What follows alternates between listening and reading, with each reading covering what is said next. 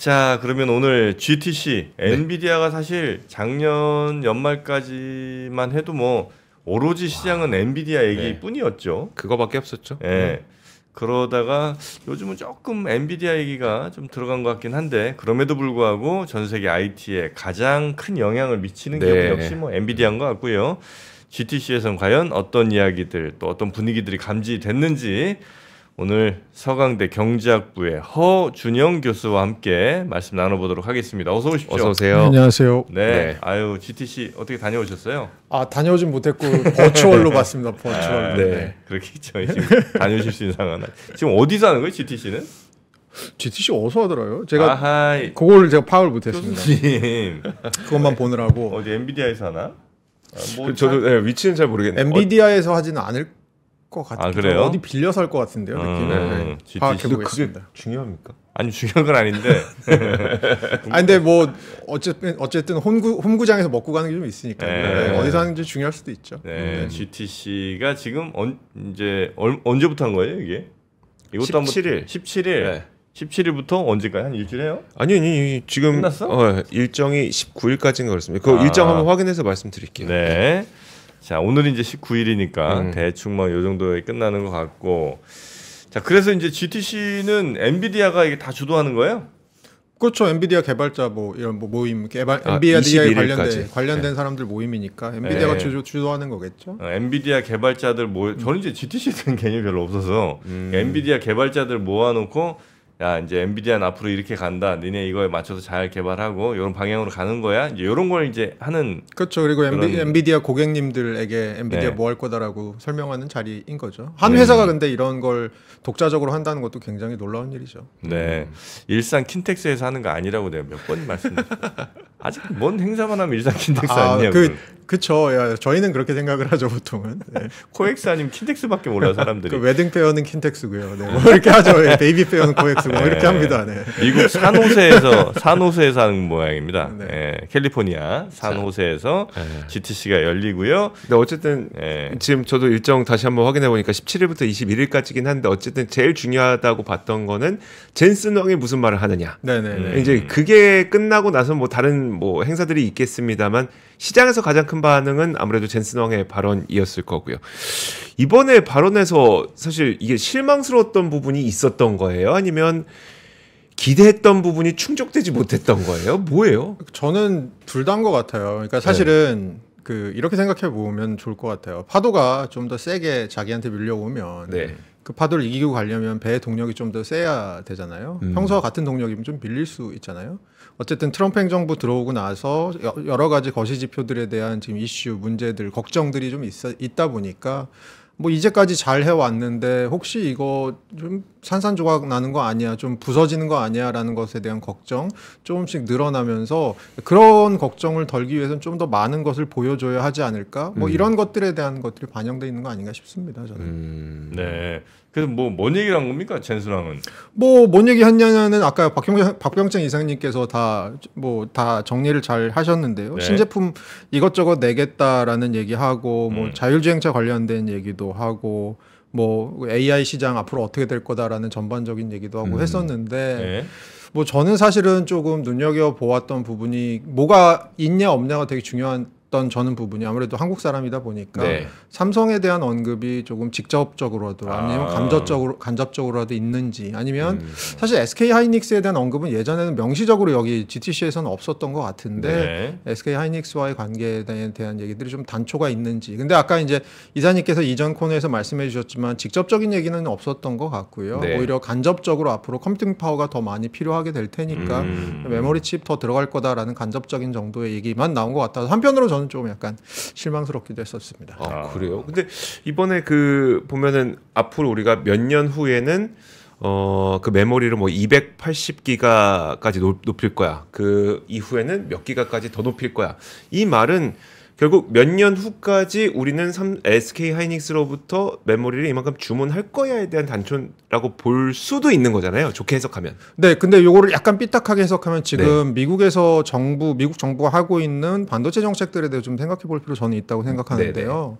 단기적으로 우리나라 기업들이 잘하고 있죠. 물론 중국이 쫓아오고 있는 부분 좀 있습니다. 그런데 지금 미국 행정부에서 하고 있는 것이 어쨌든 반도체도 미국으로 좀 중심을 옮겨가겠다. 근데 그것은 단순히 고사양 반도체 HBM뿐만이 아니고 오히려 엣지는 조금 더 그 마이크론 같은 기업들이 하고 있는 메모리 반도체 얘기들을 최근 들어 많이 하고 있거든요. 그리고 정책들도 이쪽 중심의 정책들이 나오고 있고요. 그랬을 때 이런 반도체의 어떤 패권의 흐름이 앞으로 5년, 10년 흘러갔을 때도 여전히 우리나라에게 있을 것인지에 대한 생각을 할 수 있는 거죠. 예를 들어서 엔비디아가 이 수많은 메모리 반도체 양적으로도 질적으로도 더 높은 거, 더 많은 것을 원할 텐데 그것이 본격화되는 시점에서 우리나라 기업들이 여전히 마켓 시어를 가장 크게 차지하고 있을지 혹은 그 마켓 시어의 일부가 미국 기업들한테 넘어갈 수 있는 것이 아닌지에 대한 생각은 좀 그 부분은 저는 좀 해볼 필요가 있다고 생각합니다.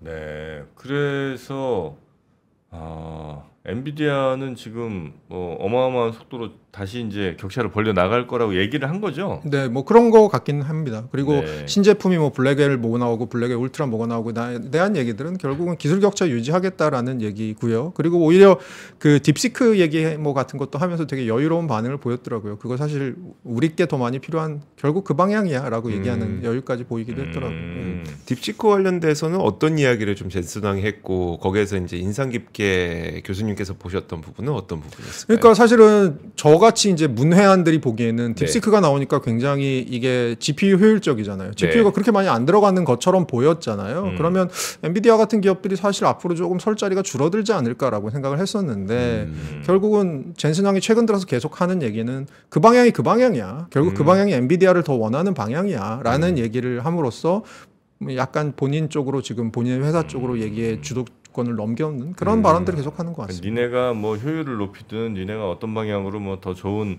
뭐 모델을 만들어내든 결국 다 우리 거 써야 되는 거 아니냐 뭐 이런 얘기인 거죠. 그렇죠. 어떤 특이점을 넘으려면 결국은 우리께 들어가야 될 거야. 그게 아니면 사실 거기도 지체될 수밖에 없을 거야라는 얘기를 계속해서 하는 거죠. 그러니까 물론 니네가 엔지니어를 갈아 넣었어.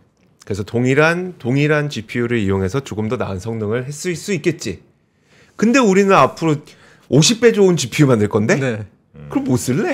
그 얘기였다? 네, 그런 얘기인 거죠. 그럼 여기에서는 근데 삼성이나 하이닉스에 대한 구체적인 언급은 별로 이렇게 많지는 않았던 모양이군요. 그러니까 네, 하이닉스 6세대가 언제 들어갈 거냐. 그게 뭐 루빈하고 관련된다는 얘기가 있는데 6세대 언제 들어갈 거냐에 대한 얘기가 좀 있거나 아니면 삼성이 퀄 언제 통과, 물론 퀄 통과를 여기서 얘기하지는 않겠죠. 그런데 삼성과의 가능성들에 대해서 좀 얘기해 줄 수 있는 부분이 있었는지 뭐 이런 걸 좀 봤는데 그런 얘기는 오늘 없었습니다. 네, S나 H에 대한 얘기는 없었습니다. 그래요? 네. S나 H. 물론 이제 교수님은 경제학자시니까 기술과 관련된 이야기를 해 주실 순 없겠습니다만 앞서 이제 계속 우리나라 반도체가 정말 엔비디아의 그 생태계 내에서 막강한 시장 점유율을 계속 차지할 수 있을지는 한번 생각해 봐야 된다. 정치적으로도 미국 기업들에게 몰아주기 위해서의 어떤 노력들이 있으니까. 근데 결국 우리가 이제 그래도 우리나라의 반도체가 혜자를 갖고 있는 거는 엔비디아랑 합쳐봤을 때 발열이 안 나고 효율이 나오더라. 결국 기술적으로. 네네. 근데 혹시 그게 약간 무너질 듯한 혹은 이 혜자의 금이 갈 듯한 어떤 산업적 움직임이 지금 교수님께서 보시기엔 있는 겁니까? 저는 이제 반도체를 어떻게 보냐면 저는 이제 뭐 경제학을 아까 이전에서 말씀해 주신 대로 경제학하는 사람이니까 반도체를 뭐 기술적으로는 디테일하게 못 보지만 저사양 고사양 정도 나눠서 보고 있거든요. 시장은 좀 다르다고 생각하고요. 저사양 같은 경우는 아까 말씀 잠깐 드린 대로 어쨌든 중국 기업들이 기술력으로 따라왔고 그리고 엄청나게 물량 공세하고 있고 덤핑하고 있고 뭐 이러니까 어려운 부분이 있는데 고사양은 어쨌든 간에 기술이 지금 말씀해 주신 대로 들어가는 부분이잖아요. 그래서 저는 저사양이랑 고사양 좀 나눠서 봐야 된다고 생각해요. 예를 들어서 제가 어디 가서 자주 드리는 농담처럼 드리는 말씀이지만 저희 사실 그 좋은 일은 아니죠. 얼마 전에 김해공항에서 그 항공기 이렇게 불탔던 사고 났었잖아요. 그게 이제 무슨 배터리를 실었다가 그게 발열이 된 거잖아요. 저 2차 전지랑 반도체 얘기를 할 때 보통 2차 전지랑 반도체가 칩스법이나 IRA법이 없어지면 어떻게 되는 거지라는 생각을 하시는데 이 두 개가 약간 성격이 다른 부분이 저는 있다고 생각을 하거든요. 이게 비행기 싣고 못 싣고의 차이예요. 2차 전지는 발열 문제 때문에 비행기 못 싣거든요. 네. 그럼 미국 내에서 팔고 싶으면 미국 내에서 만들어야 되는 게 있어요. 네. 근데 반도체는 칩도 작고 네. 이게 발열 문제가 없기 때문에 이거는 비행기에 실을 수 있어요. 그러니까 꼭 미국 안에서 생산 안 해도 되거든요. 네. 그렇게 봤을 때는 미국 정부에서는 바이든 행정부에서 결국은 당근을 줬던 게 야 인센티브 줄 테니까 미국으로 들어와라고 했던 거고 트럼프 행정부에서는 책찍으로 가는 거죠. 야 관세 때릴 거니까 아니면 들어와. 네. 이거 맞기 싫으면 들어와 하는 건데 그러니까 그렇게 봤을 때 반도체를 두 가지 측면에서 볼 수 있는 거죠. 예를 들어 초격차가 나고 있는 고사양 반도체 같은 경우에는 이 기업들을 미국 안으로 불러들이고 싶은데 그럼 네. 어떻게 할까? 두 가지 방법이 있는 거죠. 첫 번째는 관세를 약하게 때려서 상대적으로 호혜롭게 해서 들어오게 하거나 아니면 그냥 외국산을 계속 사다 쓰는 방법이 있을 거고 네. 또 하나의 방법은 오히려 이 모든 사안들을 봤을 때 반도체는 미국 밖에서 생산할 수도 있으니까 얘네들 함부로 안 들어올 거야. 그리고 공장 하나 지어놓으면 감가상각 같은 거 있겠지만 한 20년 거기서 생산해야 되잖아요. 네. 기업 입장에서는 쉽지 않은 결정이잖아요. 그러면 야 얘네들 이렇게 들어오게 하려면 바람을 더 세게 불어야 얘네들이 옷을 벗을 거야라는 생각을 할 수 있는 거죠. 그러면 네. 오히려 반도체를 더 세게 때릴 수 있는 거잖아요. 그렇게 봤을 때는 저는 칩스법보다는 IRA법이 앞으로 어떻게 될지 IRA법보다는 칩스법이 앞으로 어떻게 될지에 대한 불확실성이 더 크다고 생각하고요. 그것에 대해서 우리나라 기업들이 받을 수 있는 피해나 수혜 같은 것들의 폭이 좀 더 커질 수 있다고 저는 보는 편입니다. 의무의 양으로 그러니까 의무의 양으로 미국 기업을 밀어줄 수 있다. 네, 근데 이제 요거는 저사양 반도체랑 좀 다른 점이 기술력이 더 많이 들어가니까 미국 네. 기업이 쫓아오고 싶다고 해서 함부로 그렇게 쫓아올 수 그렇게 있는 쫓아올 부분은 수는. 아니지만 네. 그렇기 때문에 제가 드리는 말씀은 오히려 반대로 더 세게 다른 나라 기업들을 때려서 미국 안으로 미국 중심의 생태계를 만들고자 할 수 있다라는 거죠. 그 정치적으로 젠슨왕과 트럼프는 어떤 관계로 좀 그 경제학자 입장에서 보고 계세요? 그러니까 왜냐하면 네. 그 취임식 때도 안 갔었죠. 취임식 때 초대 제가- 받았는지 네. 안 받았는지 모르겠습니다만 어쨌든 그 되게 중요한 날 막 그 대만 가 있었나요? 중국 가 있었나요? 아무튼 그랬었잖아요. 어떻게 보이세요? 잘 모르겠어서.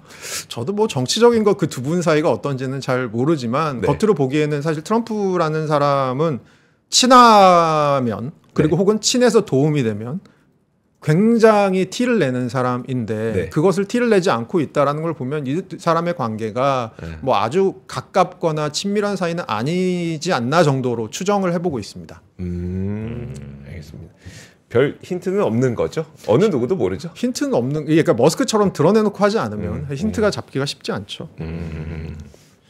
알겠습니다. 그럼 뭐 일단 그 뭐 GTC 이야기 뭐 밤새 또 있었던 일이라 네. 여쭤보긴 했었는데 원래 이제 우리 교수님이 뭐 금리나 이쪽 얘기를 그럼요. 좀 잘 해주시잖아요. 그 현재 한은은 금리에 대한 고민을 이제 이번 주가 사실 금리 슈퍼 위크라면서요. 네네네. 전 세계 주요국들이 다 이제 네. 금리 결정도 하고 우리나라는 당연히 이제 미국 금리, 뭐 일본 금리 이런 거에 대한 잘 연구를 하고 이제 우리 금리를 결정을 하겠죠. 그렇겠죠. 예. 근데 이제 그것이 우리나라 경제에 어떤 측면에서 어떤 영향을 줄지를 이제 판단을 할 텐데 어젠가 이제 이전에 금통위 의사록이 나왔잖아요. 네. 보니까 금리를 내리긴 내리나 경기가 하방이 너무 심한 것 같아서 내리긴 내리나 향후에 뭐 환율이나 뭐 가계부채에 대해서 지속적으로 모니터링 해야 될 것 같다. 그리고 뭐 2번 연속 내리는 것에 대해서는 약간 뉘앙스는 조금 그건 아니지 않나라는 생각들을 지금 내비치고 있는 것 같은데 네. 이번에 이제 4월에 금리 결정이 있고요. 우선 당장 이제 FOMC가 곧 있지만 네. 미국 금리 결정이 있지만 제가 생각하기에는 미국 금리 결정과는 다르게 미국 금리 결정은 거의 동결의 분위기인 것 같아요. 근데 한은은 제가 보기엔 이제 2월에 내린 게 있는데 그곳의 효과를 확인한다라는 측면을 이제 내세울 것 같고요. 그리고 지금 이제 환율이 2월에 금리 내릴 때는 조금 그나마 1,450원대 밑에서 조금 안정적. 저희가 근데 언제부터 1,450원대 밑에 환율이 있으면 안정적이라고 얘기하기 시작했는지 잘 모르겠지만 1,450원대 밑에 좀 있어 주었었는데 최근 들어서는 이제 1,450원대 위아래로 계속 엎치락 뒤치락 트럼프 정책 뭐 나오는지 미국 경기가 어떻게 되는지 이런 거에 따라서 왔다 갔다 하지만 네. 어쨌든 간에 환율이 그때보다는 뭐 그렇게 큰 차이는 없지만 지금 문제는 오히려 가계부채가 지금 최근 들어서 많이 올라오고 있잖아요. 네. 그런 부분들에 대해서 하느니 금리 내리기가 그렇게 쉽지 않은 상황이다라고 저는 판단하고 있습니다. 네. 그 우리 돈 가치가 진짜 많이 떨어졌어. 아니 그 예전에 93, 4년 뭐 이때 한 6, 700원 막 이렇게도 했었었는데. 네네 맞습니다. 지금 그러니까 결국 그때 대비 글로벌하게 보면 2배 떨어진 거 아니에요? 글로벌하게 보면 2배 넘게 떨어졌죠. 두배 넘게 떨어졌잖아요. 2배 정도 넘게 떨어졌죠.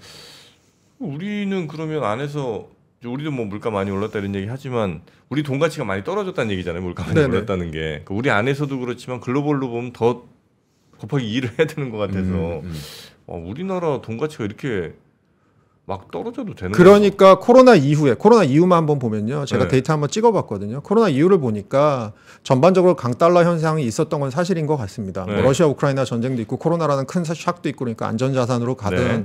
뭐 미국이 인플레이션 발생해서 또 미국 금리를 빠르게 올렸으니까 강달러는 있었지만 트럼프 취임 이후에 제가 각국의 환율들을 좀 비교해 보니까 네. 우리나라가 그 파운드화 제외하고는 거의 제일 많이 지금 절하된 그죠? 그런 그래요? 통화 중에 하나더라고요. 파운드화 유로가 좀 약세고요. 네. 우리나라가 그 파운드랑 비슷하게 약세고 상대적으로 독일청청 달러 대비 강세인 통화는 엔화밖에 없는 그런 상황이긴 합니다만 우리나라 우리나라 원화 절하는 좀 최근 들어서 심한 편이긴 한 것 같습니다. 네. 그리고 최근에 뭐 엔화랑 비교해봐도 엔화 벌써 이제 1,000원 다 됐더라고요. 네, 그러니까요. 우리나라는 최근에 더 떨어진 거잖아요. 그렇죠. 그러니까 엔화는 조금 다른 나라 통화들에 비해서도 최근 들어서 좀 상승폭이 있는 아, 편이고요. 그래요? 네, 그렇습니다.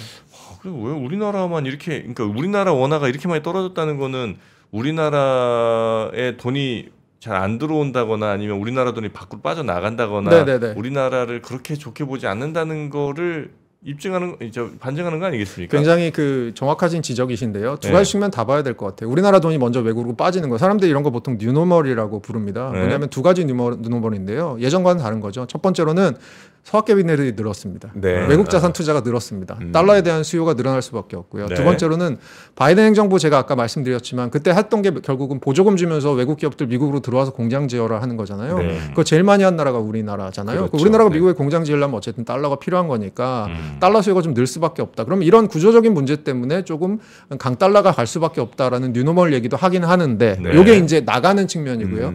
들어오는 측면의 입장에서 생각해 보면 과연 한국이 그동안 산업 구조를 막 변화해 가면서 잘 먹고 왔는데 예를 들어서 네. 막 뭐 옷 하다가 조선 하다가 전자 하다가 자동차 하다가 반도체 하다가 뭐 이런 나라가 사실 전 세계에 별로 안 되거든요.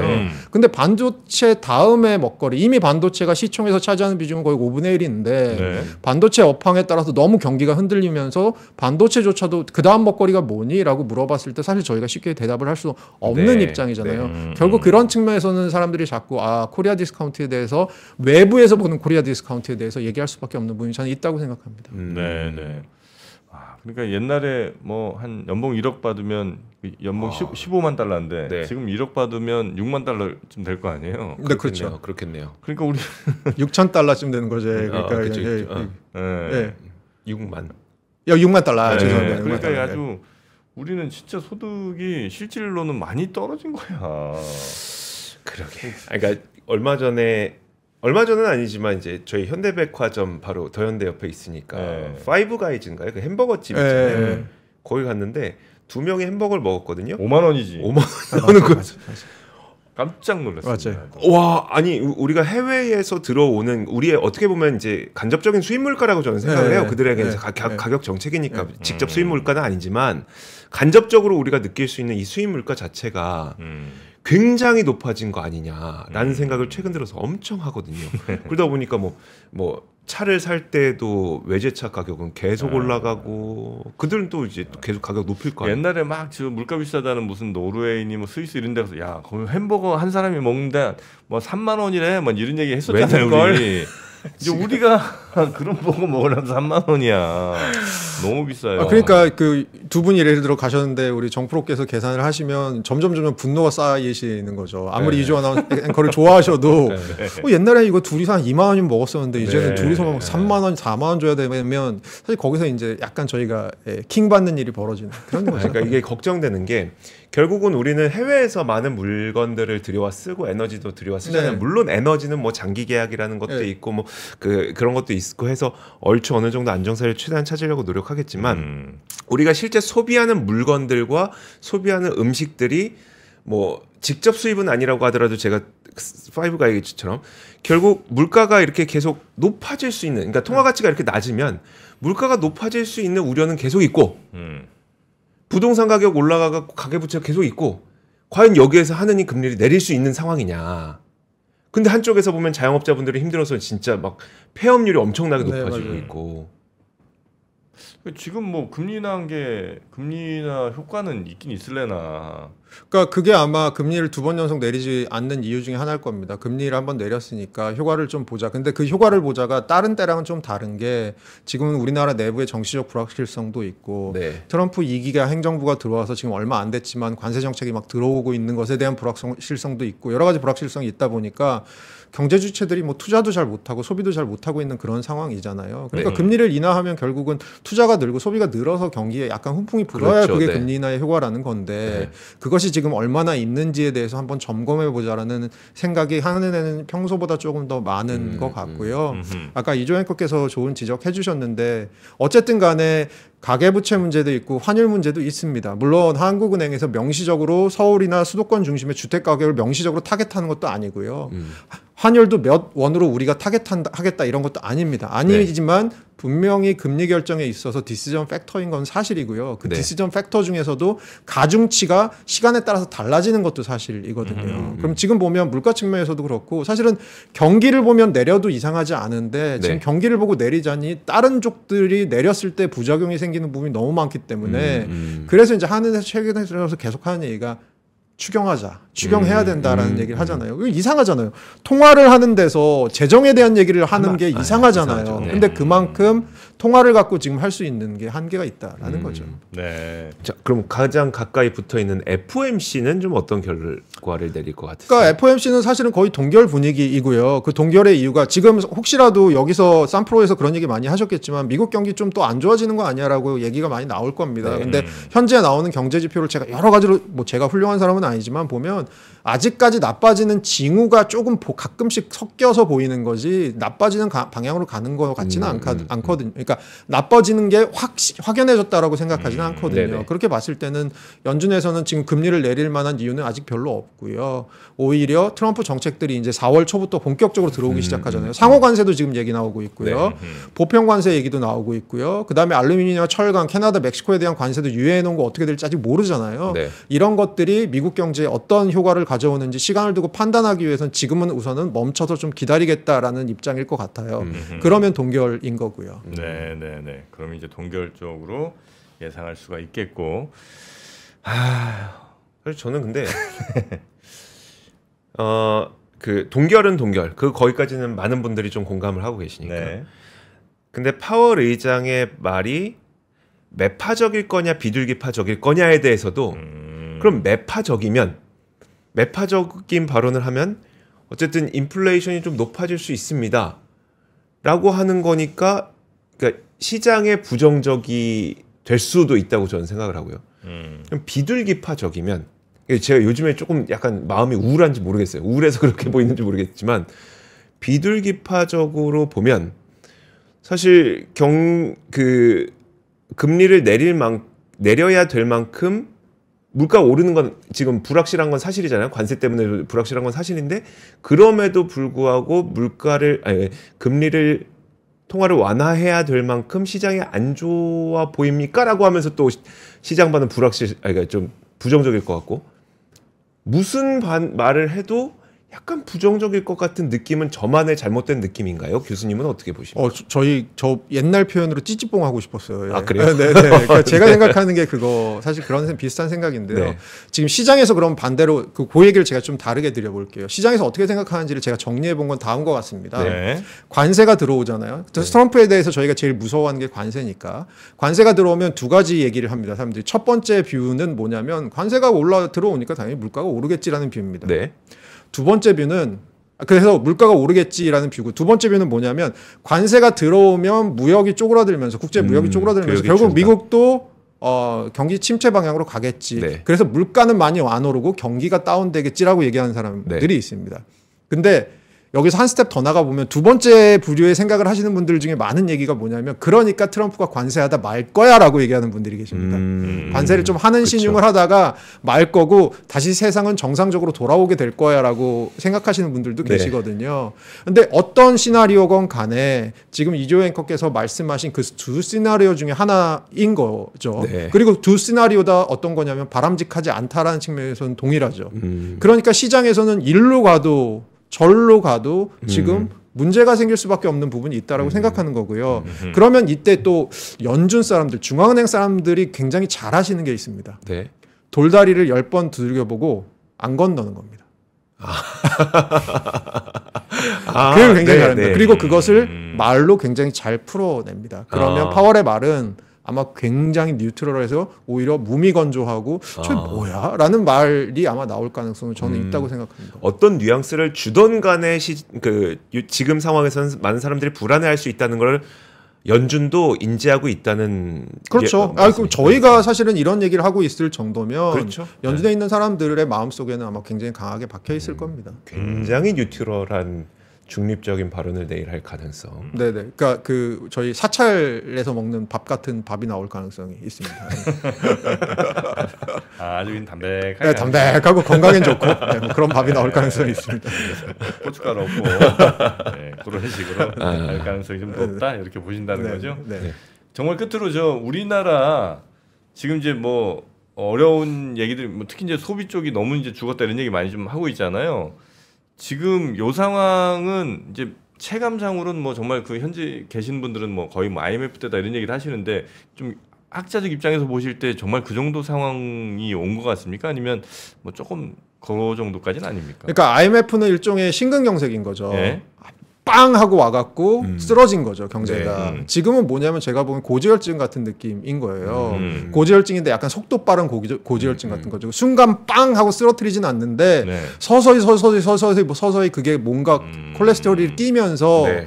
혈관이 점점 줄어들고 있는 그런 상황처럼 저는 보이고요. 네. 그런 측면에서는 사실은 우리나라 내부에서부터 할 수 있는 뭐 불확실성부터 빨리 없애는 것이 굉장히 중요하지 않나라는 생각을 하는 거죠. 그래서 그 불확실성이 줄어들면 확실히 좀 경제는 다시 그래도 온기가 돌 가능성이 좀 있어요. 우선 방향은 플러스로 갈 거고요. 네. 근데 이제 문제는 정도인데 마지막으로 말씀드리고 싶은 건 저희 이 정치적 불확실성 국면 이전에부터도 사실은 피크 코리아 얘기가 계속 있었어요. 아까 말씀드린 것처럼 한국이 그럼 다음 먹거리가 뭐냐 여러 가지 이슈가 그렇죠. 있었잖아요. 네. 그러면 이 불확실성이 거치면 아마 그거 불확실성 지나고 나서 피크 코리아가 막 나오던 그 시점보다 약간 더 안 좋은 시점 정도로 저는 갈 거라고 생각합니다. 왜냐하면 불확실성이 낀 동안 우리가 잃어버린 게 있으니까요. 그러면 그 다음부터 어떻게 차고 나갈지가 사실 굉장히 중요한 이슈가 되는 거죠. 네네네. 하여튼 너무 요즘 힘들다, 뭐 어렵다는 얘기들이 많이 여기저기서 들려갖고 또 뭐 기업들 뭐 부도 얘기나 신용등급 낮아진다는 얘기도 많이 들려서 이거 어떻게 되나 좀 궁금해서 답답한 마음에 좀 여쭤봤고요.